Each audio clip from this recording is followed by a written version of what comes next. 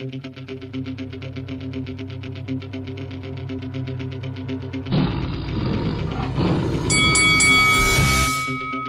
this is Carl the Cobra Frutch, and you're watching Lights Out. This is Faisal Khan for Lights Out, proudly sponsored by Spartans Law. We're here in Liverpool for today's weigh-in, where Natasha Jonas tomorrow night defends her IBF welterweight title of the world against Michaela May. I'm delighted to be joined by Sky Sports' very own Mr. Johnny Nelson for the first time in 2024. Jonathan, how you doing, brother? Lights out. How you doing? Long time no see. I saw you walking with your family and like that. Your little boy, me and him are like that. So I'm just saying, that's how we roll, man. I mean, you say you and him are like close, but you've still not offered to babysit. Yo, that's, you know what? That's what being a grandfather is. You just say, here, take your kid back. I'm alright. You take the crying and then happy chain, and I'm good. So you be alright. Fair enough. Michaela May's coach yesterday said that he expects this to be the Haggler versus Hearns of women's boxing. Do you agree with that? I understand game playing. I understand that that's what he wants. I understand that he hopes Natasha will take the bait because that makes the fight easier for his fighter. He wants someone that's going to be standing in front of him. It means you standing in front of each other with beer glasses. It's a case of who lands first. You know, but if I use my skill against what your beer glass thing, I'm going to pick and pop. So Natasha is a smarter fighter.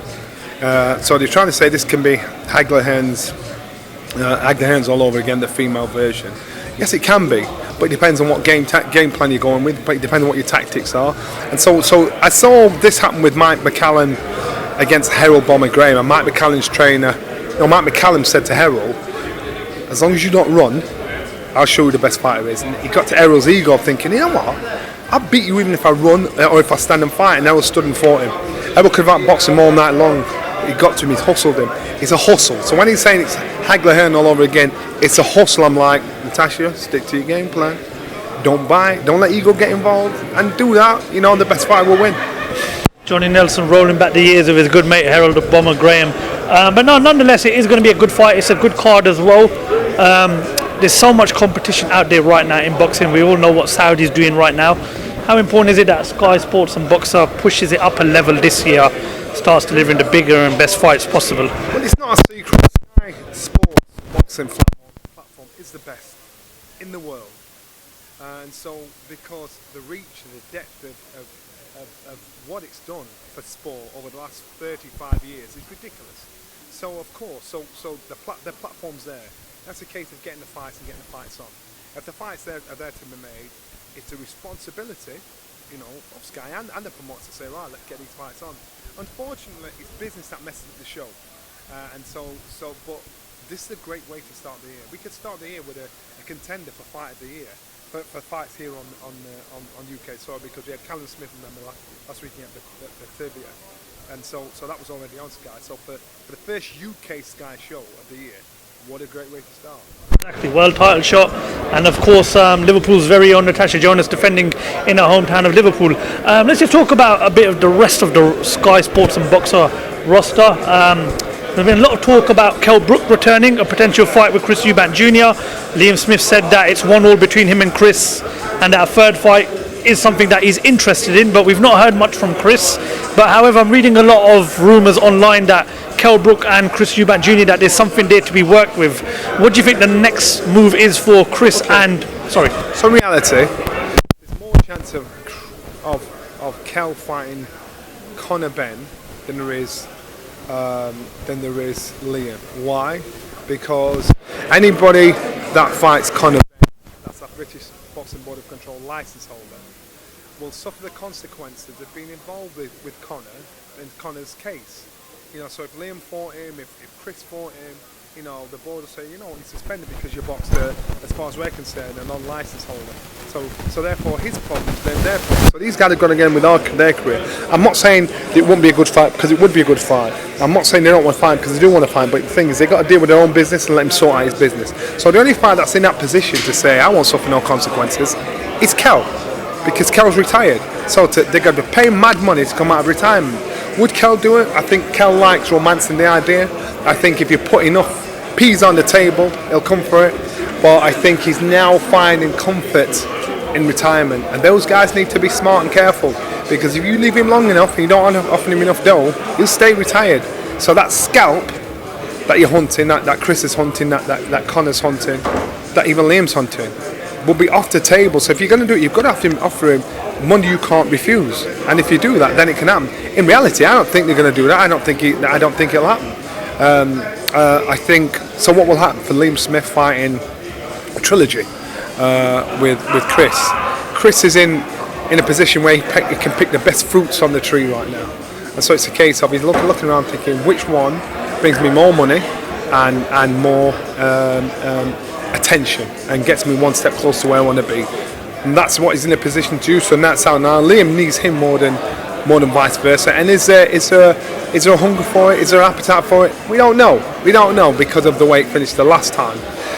And you hear all the excuses why the fight turned out the way it did. It turned out the way it did. One lost, one won. So where does it leave? I think Liam, he's saying he's not retiring. He's got to find somebody he wants to fight that will set that fire alight inside him. And otherwise, there's a risk of losing to somebody he shouldn't lose to.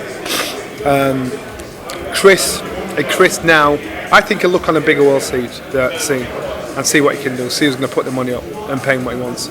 I think that's where it is. Kell, I think we can all play with the idea, but the chances of that Kell fighting again, I would say, were 30-70. But as you said, we all know that the reason, we got to look back at Liam's performance, and even I will say that wasn't the Liam Smith that we're all used to. So do you not think a third fight with Chris makes sense? As I said, it is 1-1, there is a rivalry there, and a lot of fans do want to see a third fight as well. Did you not say that when Liam turned Chris over the first fight? Were you surprised? I said Liam was going to beat him, but I didn't think he'd knock him out. So the same excuse you give Liam in the second fight is the same excuse you should give Chris in the first fight, because they both got stopped, both got turned over. And you're right, because the bubble had burst and Liam got turned over. And you can talk about injuries and this, that and the other.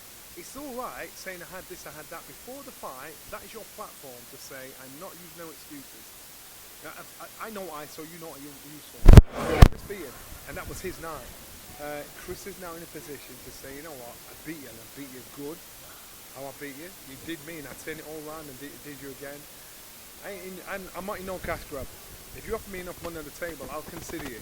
I'm looking elsewhere. I don't need you, whereas Liam needs him, and that's where the situation. So therefore, the business side of it, Chris has got to think: is there money there? If the money's there, then he'll do it.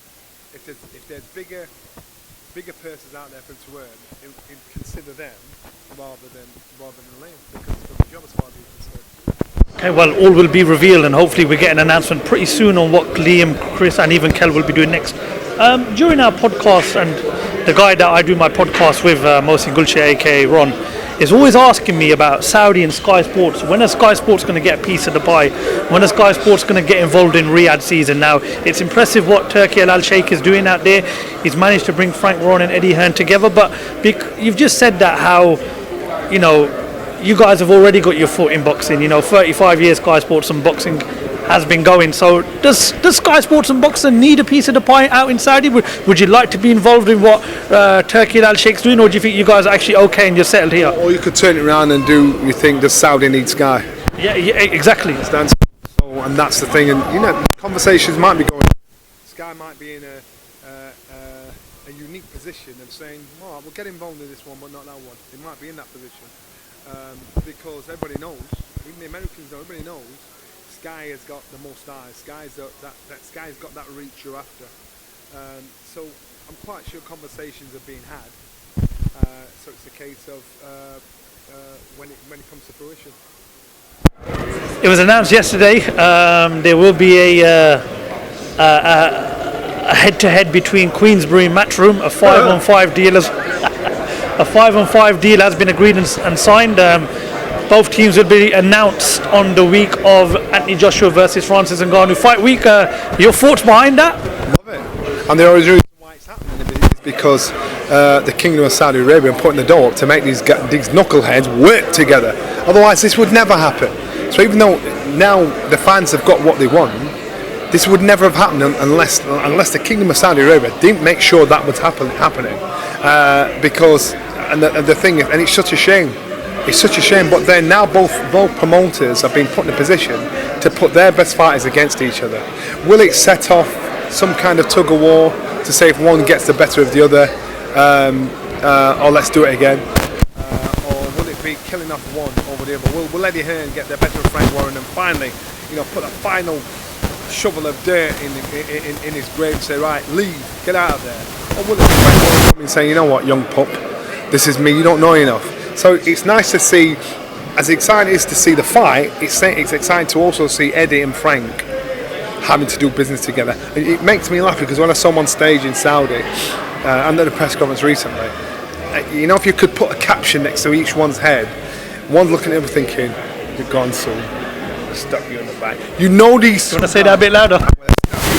You're gone soon. These two guys are trying to overthrow one another.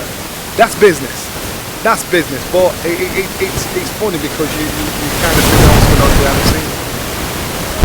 I'm actually excited to see that, but I was discussing it with a friend last night, and I've got to say that one thing that sells is the main event. Who's going to be the number one fight? And fingers crossed, Fury gets the job done against Usyk, and Joshua comes through and Ngannou. Does that card become even bigger and better if the main event is Fury versus Joshua, which I still believe is the biggest fight in boxing? Well, if they do Matchroom again, that fight Fury against AJ will belong to Saudi. They don't need to do that. That's another edition. Queensberry against Matchroom. That's another edition because Saudi's like, we've got the fight everybody wants. Why would we give it to you two? And so if you want to add on and make it about that, fine. As long as this happens here in our country, on our turf, on our platform, then cool, no problem. But it's another string to the bow where they could actually put those two to compete against each other on another show. But it belongs to them. It's their money. It's their shout. They've created a position where these guys, there's too much money to refuse, and that's what Saudi are fortunately in a position to do. What's your thoughts on the whole boxing scene out in Saudi Arabia right now? These few shows that we've seen Turkey Al Sheikh put on. I mean, what have you made of the atmosphere? The entertainment, the ring underneath the ground coming up as a main event, like a. Enough respect to what they're doing out in Saudi Arabia, because they're getting people in the room that would never be in the room together, that would never work together. They've made it inexcusable for it not to happen. They've got everybody ringside, regardless of if they paid them to be there or not. It's not about getting Eminem at ringside or Ronaldo at ringside or Beckham at ringside. It's about getting their followers to be attracted to what they're creating in Saudi Arabia. And what they're creating is dreamlike. It's mad. Now, so you've got to understand. So what they've created, it's a great mindset, great business to think, right, we want, thanks Ronaldo, thanks for coming. But even though we pay you to come, it's actually not about you. It's about the people that follow you. It's about the TV that follows you. That's how they get the eyes on the prize.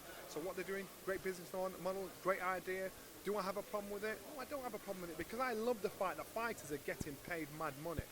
Now the worry is it's said that, fighters will always expect that money. No, they won't.